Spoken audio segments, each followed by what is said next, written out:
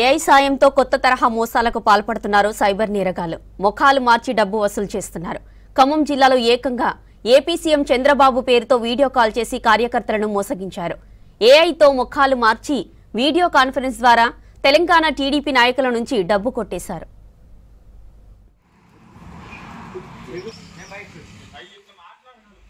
మొదట సత్తుపల్లికి చెందిన 18 మంది టీడీపీ నేతలకు దేవినేని ఉమా పీఏ పేరుతో ఫోన్ చేశారు దుండగులు. తర్వాత సార్ వీడియో కాల్ చేస్తారని వారికి చెప్పారు. కాసేపటికే దేవినేని ఉమా ముఖంతో వీడియో కాల్ చేసి టీడీపీ కార్యకర్తల పిల్లల చదువుకు సాయం చేయాలని కోరడంతో 35,000 రూపాయల నగదు పంపించారు బాధితులు. తర్వాత కొన్ని రోజులకు మళ్లీ ఫోన్ చేసి స్థానిక ఎన్నికల్లో టికెట్ ఇప్పిస్తానని, దీనిపై చంద్రబాబు మీతో మాట్లాడతారని కార్యకర్తలకు చెప్పారు. నిజంగానే కాసేపటికే చంద్రబాబు ముఖంతో వీడియో కాల్ రావడంతో నిజమని నమ్మారు బాధితులు.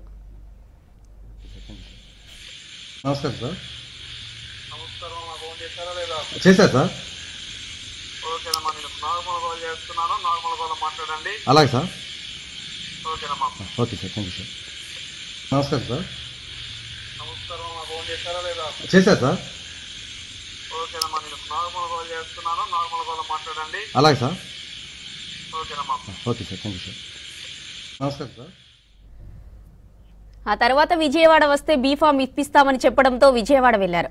అక్కడ బస చేసేందుకు ఒక్కొక్కరు 10,000 చెల్లించాలని డిమాండ్ చేశారు.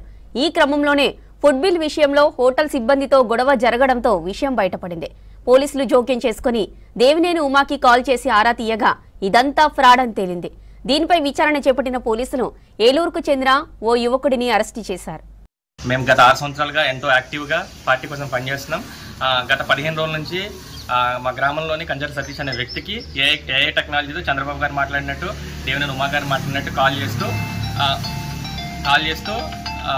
డబ్బులు కాల్ చేస్తూ చంద్రబాబు గారిని కలుద్దాము, పార్టీ గురించి మీరు బాగా చేస్తున్నారు, అవి రాష్ట్రానికి మొత్తం తెలియజేద్దామన్నట్టు పార్టీ ఆఫీస్కి రమ్మని చెప్పారు. అయితే ఈ వ్యక్తి ఎవరికి చెప్పకుండా 35,000 రూపాయల అమౌంట్ అనేది వాళ్ళ ఎన్టీఆర్ ట్రస్ట్ భవన్కి కార్యక్రమాల కోసం అమౌంట్ ట్రాన్స్ఫర్ చేయమంటే ఒక ఫోన్పే నెంబర్కి అమౌంట్ ట్రాన్స్ఫర్ చేశాడు.